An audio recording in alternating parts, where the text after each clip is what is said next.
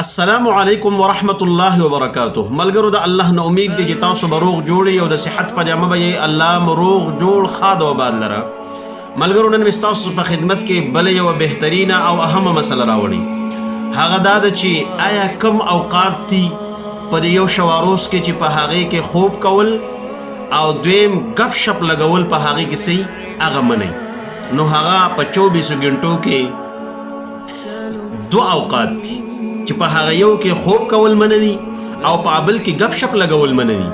کم کې چې خوب کول منه دي نو هغه د ماښام نه تر د ماسخوتنه پورې ټیم دی، او کم وخت چې په هغه کې غپ شپ لګول منه دي نو هغه د ماسخوتن نه بعد وخت دی. دا دوان اوقات دي نبی صلی الله علیه وسلم په دې کې دا دوان خبرې چې کم دي نو سکړي دي منه کړي دي.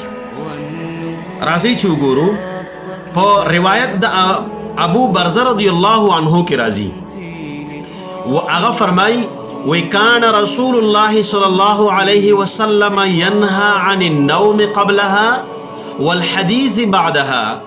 اگد حدیث تے دا هاغی مختصر ٹکڑا دادا وی نبی علیہ السلام با دا ماسخوتن دا مزن مخ کی ادکیدل او د ماسخوتن د مونځ نه پس غپ شپ لګول منع کړي دي، او هغې به منع کوله د دې نه چې د ماسخوتن د مونځ نه مخکې خوب هم مه کوئ او د ماسخوتن د مونځ نه وروستو غپ شپ مه لګوئ.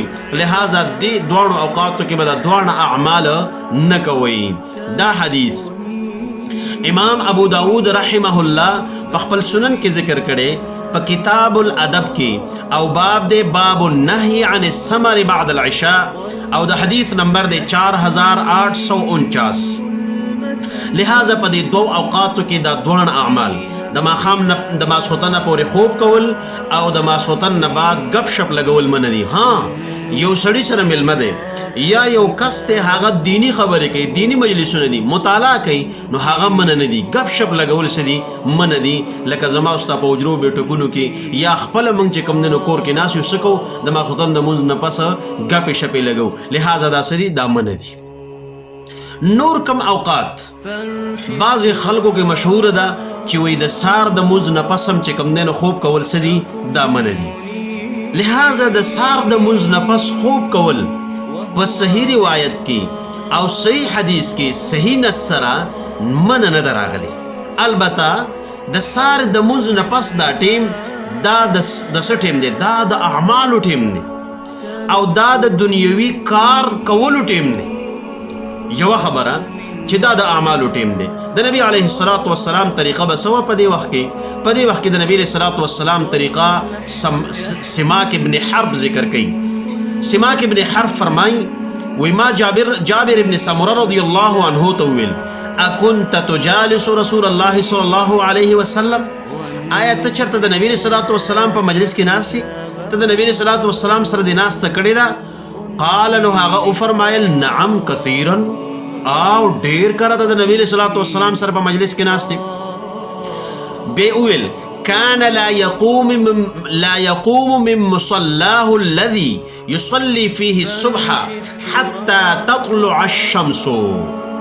وی کله به چې نبی علیه السلام د ساري مونځ وکړو نو په کوم ځای به چې مونځ کړو په هغه ځای به ناستو حتی تطلع الشمس تر دې چې نور راوخیږي. معنا د نور خطو پورې به په هغه ځای باندې ناستو چې په کوم ځای به د ساري مونځ کړو.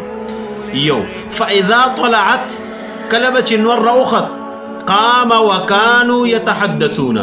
قام نبی علیہ السلام به پاسېدو لا بړی وكانوا يتحدثون او صحابه وخپل منځ کې خبرې کولې.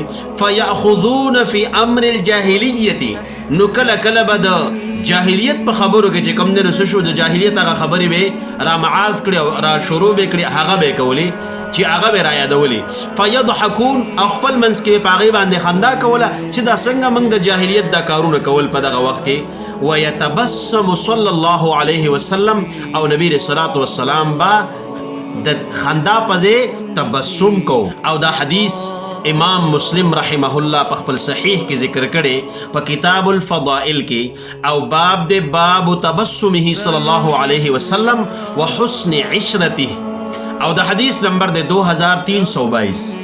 لہذا د سار د مونځ نه پس دا ټیم دې کې خوب کول بهتر نه دي بلکې نیک اعمال کول بهتر دي او په نورو احادیثو کې به د نبی رسول الله والسلام هغه اعمال منقول دي چې نبی رسول الله والسلام به کوم اعمال کو په هغه باندې به ان شاء الله بیا ځان له بحث وکړو. دغه شان د سار دا وخت په دې کې خوب من نه راغلی، دا د سار دا وخت د دنیا او د آخرت د کارونو لپاره بهترین وخت دی. په سحار وختي کې چې کم دین خپل کارونه دنیا او د آخرت کول پکار دي، ځکه نبی علیه الصلاۃ والسلام د خپل امت د پاره په سحر کې او په سحار وختي کې د برکت دعا کړې ده. په حدیث کې راځي صخر الغامدی رضی الله عنه فرمای وی عن النبي صلی الله علیه وسلم قال وی نبی علیه الصلاۃ والسلام فرمایلی دي اللهم بارک لامتی فی بکورها، یا الله زما د امت د پاره په سحر کې په سحر وختي کې چې کوم دینو برکت واچي. او بیا دا روي وي وکانا اذا بعث سریه او جيشا بعثهم من اول النهار، کله به چې نبی رسول الله والسلام یو سریه یا یو لخر به د جنگ پسې لګو او په یو قوم پسې به لګو نو بعثهم اول النهار، نو هغه به په اول د ورځې کې لګو معنی سحر وختي به لګو، سحر وختي خپل کارونه پکار دي. وکانا صخر او داراوی چې کوم دی د دې په باره کې فرمای وکانا صخر رجلا تاجرا، دا صخر الغامدی رضی الله عنه دا یو لوی تاجر انسان، دا سوداګر انسانو. وکانا یبعث تجارته من اول النهار، دبه د خپل تجارت قافلی او خپل تجارت والا سامانونه سحر وختي لیږل. فاثرا وکثر ماله، نو د مال د دې وجه نه شو زیات شو، ځکه د خپل کارونه په سحر وختي کې کول، نو خپل کارونه سکه کوا په سحر وختي کې کوا. خوب مکو په دغه ټیم کې، اگر چې مړ نه دی کته ضرورت دی نو کول شي رستو خبر را روانه. دا حدیث امام ابو داود رحمه الله په خپل سنن کې ذکر کړي په کتاب الجهاد کې، باب دی باب فی الابتکار فی السفر، او د حدیث نمبر دی 2406 نمبر. او د دې حدیث لاندې بیا امام البانی رحمه الله فرمای وی صحیح، دا حدیث صحیح حدیث دی. البته بعض سلف بعض نیکان خلق هغه چې کوم دینو د سحر خوب نه دی خوښ کړي او د سحر خوب بد ګڼلی دی، لکه د عروه ابن زبیر رضی الله عنه په باره کې راځي، مصنف ابن ابي شیبه کې روایت د هغې ذکر دی. وی قال عروه ابن زبیر رضی الله عنه بفرمایل انی لاسمع بالرجل يتسبح فازهد فيه، وی یقینا چې د یو سړي په باره کې زواورم چې هغه د سارې خوب کوي نو فازهد فيه، زه هغه نه خوښوم، معنی د هغه په باره کې دلچسپي نه ساتم، هغه نه خوښوم. دا حدیث او دا روایت دا اثر او دا قول د صحابي په مصنف ابن ابي شيبه کې امام ابن ابي شيبه رحمه الله ذکر کړي په کتاب الادب کې، او باب دی مقال فی التسبح نومه الضحى وما جاء فيها، او دا حدیث نمبر دی 25442. اوس که یو سړی اغا د سحر نه علاوه د ورځې ورته چې کوم دی نو ټیم نه ملاویږي چې خوب پکې وکړي، او دې صرف د سحر اوده کېږي، د دې دپاره چې زما د ورځې د بیا نور کارونه مې او هغه د سارې کېږي نه په بل وخت کې کوم، لہذا دا خوب به ورته د سارې کوم، نه د سارې خوب به بیا هغه کولی شي. لکه همدغه مصنف ابن ابي شيبه کې روایت دی، ابو یزید المدینی هغه فرمایي وی غدا عمر على صهيب فوجده متصبحا، وی عمر بن الخطاب رضی الله عنه د صهيب رضی الله عنه خواته ورغی، فوجده متصبحا، نو هغه اومندو چې د سحر خوب کو، د سحر اودو، فقعد، نو عمر رضی الله عنه د هغه خوا کې کېناست، حتی استيقظ، تر دې چې دی راپاسي، هغه نه راپاسو د خوبه او د هغه په خوا کې کېناست. فقال صهيب، نو صهيب رضی الله عنه چې کله راپاسید نو ای فرمایل امیر المؤمنین قاعد على مقعدته وصهيب نائم متصبح، وی امیر المؤمنین عمر بن الخطاب رضی الله عنه ناست او صهيب چې کوم دی نو د هغه په خوا کې د سحر خوبونه کوي او اوده دی. فقال له عمر، د صہیب مطلب سو رضی الله عنه د هغې مقصد او غرض دا و چې عمر رضی الله عنه ته وایي چې تا به زه راپاڅولی وې زما په خوا کې ته زما د خوب نه د بیدارېدو او د راپاڅېدو انتظار کوي. عمر رضی الله عنه ورته په جواب کې څه فرمایي؟ وما كنت احب ان تدع نومه ترفق بك.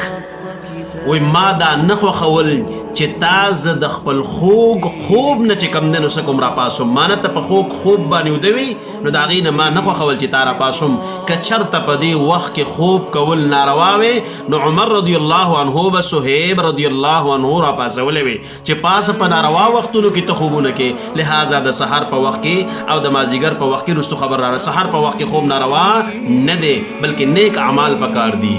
ها سړی د خوبونه کې نیک اعمال دی کې خپل د دنیا کارونه دی وختیو کې. دا حدیث امام ابن ابي شيبه رحمه الله په خپل مصنف کې ذکر کړی کتاب الادب کې او عمدغه باب دی باب ما قالوا في التصبح نومه الضحى وما جاء فيها او د حدیث نمبر دی 25454. اوس د مازیګر د خوب په باره کې د خلکو په منځ کې دا خبره مشهوره ده وی یره د مازیګر چې کم نه خوب منه دی نه د مازدیګر خوب مباح دی جایز دی کولی شي په دې کې څه ممانعت نشته. کم حدیث کې چې راځي لکه یو روایت کې راځي وی عن عائشة رضی الله عنها ان النبي صلی الله علیه وسلم قال من نام بعد العصر فاختلس عقله فلا يلومن الا نفسه. وی څوک چې د مازدیګر نه پس اوده شو نو د عقل کمیږي د عقل اغستل کیږي د عقل کمیږي وی فلا یلومن الا نفسه وی د څوک نه ملامت کوي مگر خپل ځان دی ملامت کوي. معنی څه شوله چې د مازدیګر خوب دی وی نه کوي حالان کې دا حدیث کمزور دی. دا روایت مسند ابي يعلى کې امام ابو يعلى رحمه الله راوړی دی او د دې حدیث نمبر دی 4918. خود دغه کتاب چې کوم محقق دی په دغه باندې تحقیق کړی دی دغه نوم دی سلیم اسد.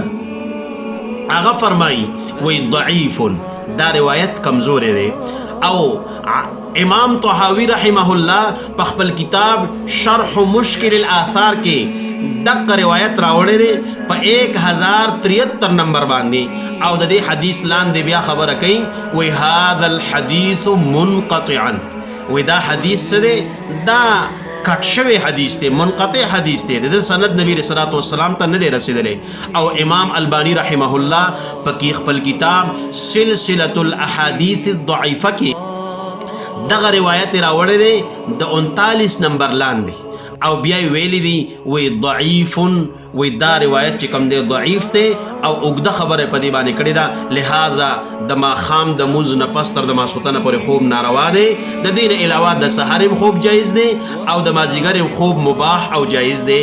ها د ماسخوتن د مونځ نه بعد بیا غب شپ منه دی لہذا اوده کېدل پکار دی او خوب پکار دی. الله تعالی د عمل کولو توفیق راکړي. والسلام ورحمت الله وبرکاته.